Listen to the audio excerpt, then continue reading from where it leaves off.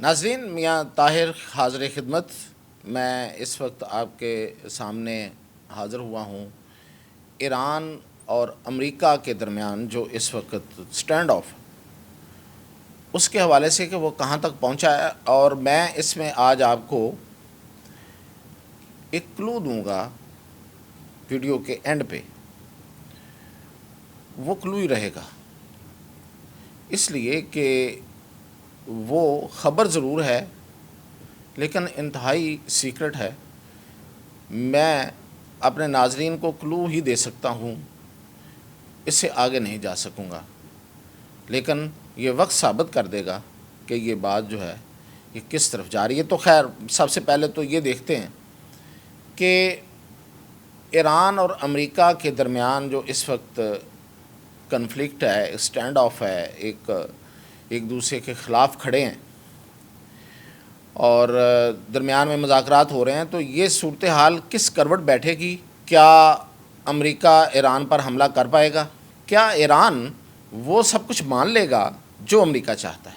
तो सबसे पहले हम देखते हैं कि मुज़ाकरात जो हुए हैं, जो ओमान में हुए हैं, वो मुज़ाकरात किस हद तक उनको सही सिमत में जाते हुए देखा जा सकता है। तो हमने जो पिछले कुछ अरसे से इस पे नज़र रखी हुई थी, तो मेरी जो इस पे जो अंडरस्टैंडिंग डेवलप हुई है वो ये है कि ये मुज़ाकरात इनडायरेक्ट नहीं थे, बेसिकली ये डायरेक्ट नेगोशिएशन ही थी। दोनों फ्रीक अलग-अलग कमरों में बैठे रहे, बातचीत होती रही, दरमियान में ओमान वाला बंदा था। लेकिन फिर वो जो 3 मिनट जो कहा गया, वो जो डायरेक्ट टॉक हुई है, तो दरअसल ये डायरेक्ट टॉक ही है। और इसमें ईरान ने अपनी पोजीशन, अच्छा, ईरान की पोजीशन बहुत पहले से ये स्टेटेड पोजीशन है, ये इसमें कोई तब्दीली नहीं है। ऐसा लोग अगर समझें कि ईरान को नई पोजीशन लेके गया, बिल्कुल नहीं लेके गया। ईरान की पहले भी ये पोजीशन थी कि हम एटॉमिक वेपन नहीं बना रहे, लेकिन इसके अलावा हमारा राइट है। तो आज भी यही है। अमेरिका की पहले भी यही पोजीशन थी, इसराइल की तरफ से लगाए गए इल्ज़ाम की रोशनी में कि ईरान जो है वो एटॉमिक बम बना रहा है, लेकिन वो पूरी दुनिया से छुपा रहा है और पूरी दुनिया को बेवकूफ़ बना रहा है। आज भी वही है। ट्रंप साहब जो हैं वो ये कहते हुए पाए गए हैं कि जनाब ये हो ही नहीं सकता कि ये बड़े इंतहा पसंद हैं और ये हैं और वो हैं और इनके पास एटॉमिक वेपन नहीं होना चाहिए और हम इसको इंश्योर करेंगे और ईरान को इस पे यकीन दहानी करानी पड़ेगी। तो ये है लफ्ज़ी जंग अब तक। उसके जवाब में ईरान ने कहा कि ऐसा कुछ है ही नहीं, लिहाजा ये धमकियाँ, ये सब कुछ जो है ये हमें किसी तरह झुका नहीं सकती। और अगर कोई जंग हुई, यानी कि कोई हमला हुआ, वो अमेरिका की तरफ से हो या इज़राइल की तरफ से, तो उसका भरपूर जवाब दिया जाएगा। और ऐसा जवाब होगा कि अमेरिका और उसके अलाइज़, ये अलाइज़ वाला जो है ना, ये बड़ा टैक्टिकली ये वर्ड इस्तेमाल हुआ है, ये इसकी भी थोड़ी सी वजाहत करते हैं, तो वो याद रखेंगे कि उन्होंने किसको ललकारा है। तो उसके लिए उन्होंने भी, आपको पता है कि ईरान ने एक ज़ेर ज़मीन भी अपना एक एयर बेस बना के रखा हुआ है, एक अपना फ़ौजी हेडक्वार्टर बनाया हुआ है। और फिर ये कि उस ईरान के पास मिसाइल्स, नो डाउट को बहुत अच्छे मिसाइल्स हैं और दूर तक मार करने वाले मिसाइल हैं, अफेक्टिव हैं। और फिर ये कि ईरान के पास शिप्स भी हैं और ईरान के पास एयरक्राफ्ट्स भी हैं, जंगी तैयारे भी हैं। अब उसने अपनी तमाम जो तैयारियां वो कर रखी, और फिर ईरान के पास जो उसकी मतलब एक फैली हुई कुव्वत आप कह सकते हैं, जिसे अमेरिका प्रॉक्सी कह के तो दरअसल इल्ज़ाम लगाता है, तो वो है हूतीज़ हैं यमन में।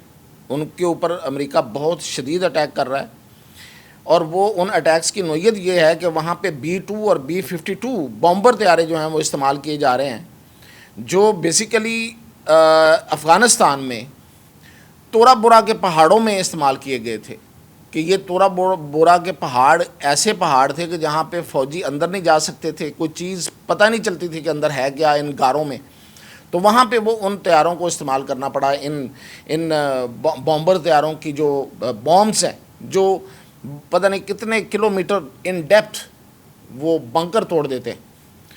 تو وہ تو سمجھ آتی تھی، لیکن یہاں پہ ہوتیز کے پاس تو ایسے کوئی بنکرز نہیں ہیں اور اتنا کوئی پہاڑی کوئی اس قدر کو مشکل ٹیرینس میں وہ نہیں بیٹھے ہوئے، تو ان کے اوپر وہ استعمال کر رہا ہے. بیسیکلی وہ ایران کو یہ سب کچھ دکھا رہا ہے.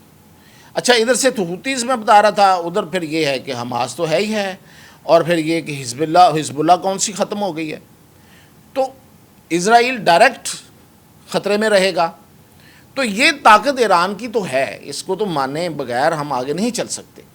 اب وہ کہتا ہے جی امریکہ کے طرف سے کہ انہوں نے ابھی کچھ تھوڑی دیر پہلے انہوں نے اپنی ایک ویڈیو جاری کی ہے امریکن ایئر فورس نے، اور جس میں انہوں نے ایون کہ یہاں تک وہ لے گئے ہیں کہ اگر یہ کنفلکٹ کی طرف ہی جانا ہے، اگر یہ حملے کی طرف ہی جانا ہے، اگر یہ جنگ کی طرف ہی جانا ہے، تو پھر اس میں نیوکلیر ویپن بھی استعمال ہو سکتا ہے. اس ویڈیو میں یہ اشارہ دیا گیا ہے. اور اس میں پھر جو ہیوی جو بوم ہیں ان کا بھی کہا گیا ہے کہ یہ بھی گر سکتے ہیں. اب انہوں نے یہ کیا. کل رات جو ٹرمپ ہے وہ سچویشن روم میں بیٹھا رہا، یعنی کہ وائٹ ہاؤس کے اندر ایک سچویشن روم بن گیا ہے، جو کہ اچھا سچویشن روم تو ہوتا ہی کسی ایسی سچویشن کے لیے ہے جو وار لائک سچویشن ہو، جس میں جنگ جیسی کیفیت ہو. تو وہ بھی انہوں نے کہہ دیا ہے کہ ہم مطلب وہ بیٹھ گیا ہے، تو اس کا مطلب یہ ہے کہ ہم جنگ کے لیے تیار ہیں. تو یہ تیاریاں دیکھیں اس حد تک فزیکلی مطلب بھی دکھائی جا رہی ہیں.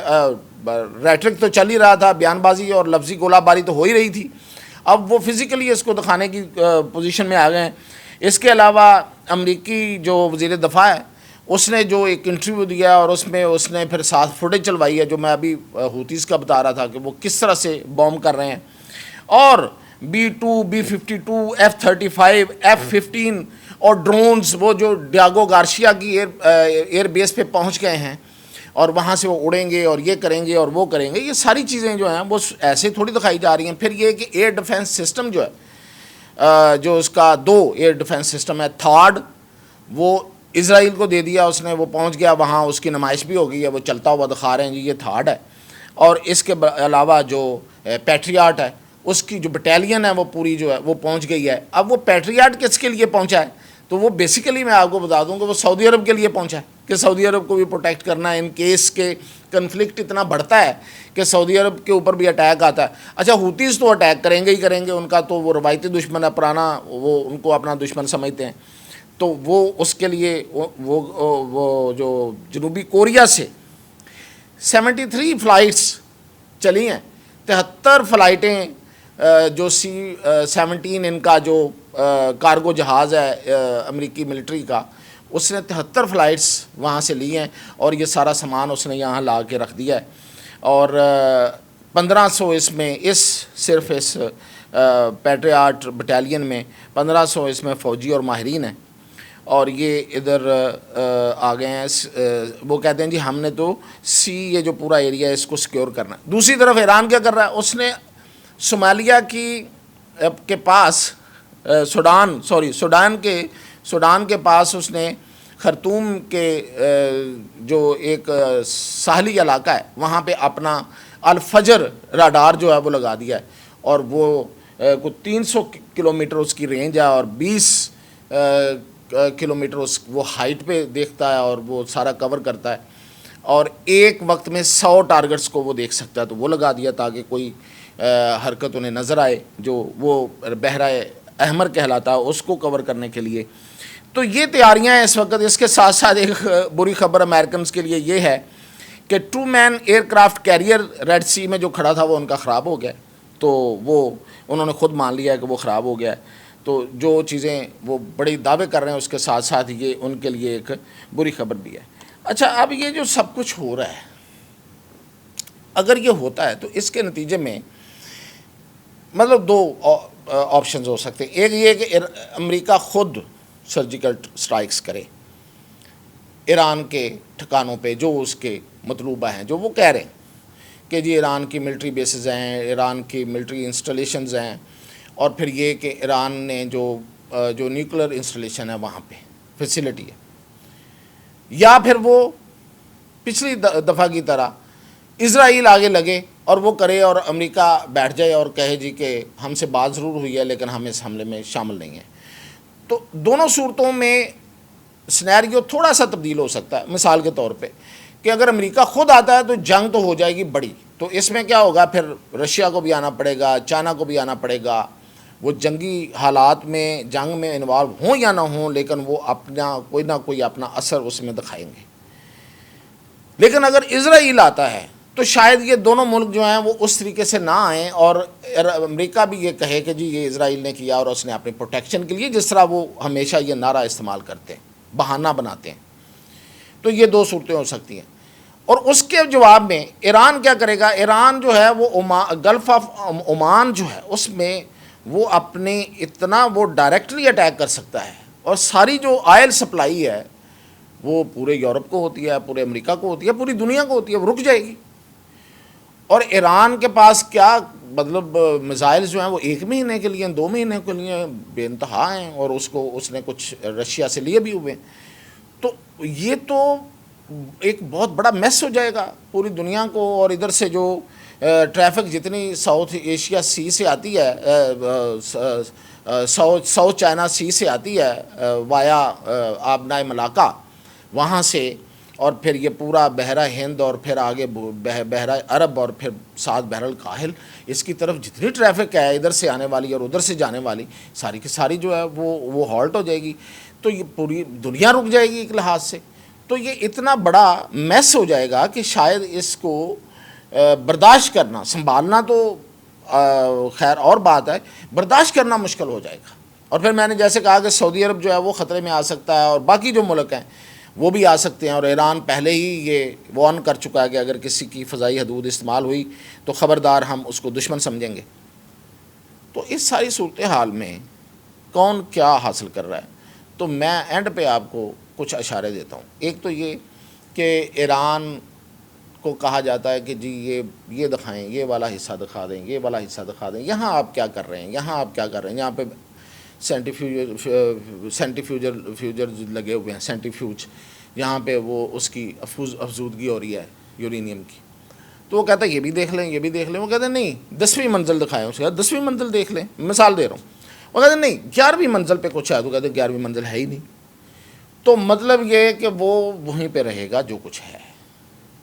مجھے نہیں نظر آتا کہ وہ کیب کروا سکے گا امریکہ، اور خاص طور پہ یہ جو اس نے ٹیرف وار شروع کی ہے، اس کے بعد اس کے دوست بھی اس کے ساتھ نہیں ہیں، یورپ شاید اس طریقے سے امریکہ کے پیچھے نہ آئے، اور ہو سکتا ہے کہ چائنا اور رشیا جو ہیں وہ اپنا وزن جو ہے وہ ایران میں کے پلڑے میں ڈالیں۔ تو اس لحاظ سے فائدہ ایران کو مجھے نظر آ رہا ہے، اور دوسرا فائدہ جو ہے وہ سعودی عربیہ کو ہے، اور سعودی عربیہ جو ہے وہ اپنا ایٹامک پروگرام جو ہے وہ آگے بڑھا رہا ہے یا بڑھ چکا ہے۔ یہ تھا کلو، اور اس کے ساتھ مجھے اجازت دیجیے۔ تو اس ساری صورتحال میں کون کیا فائدہ اٹھائے گا اور کس کو کیا فائدہ ملے گا؟ تو مجھے تو اسرائیل کا کوئی تھوڑا بہت فائدہ اس میں نظر آ جائے تو آ جائے، امریکہ کا نقصان ہی نقصان ہے، اور باقی 2 فائدے میں نے آپ کو بتا دیے ہیں اور ایک کلو بھی دے دیا ہے۔ تو اجازت دیجیے، مزید اپڈیٹ کے ساتھ حاضر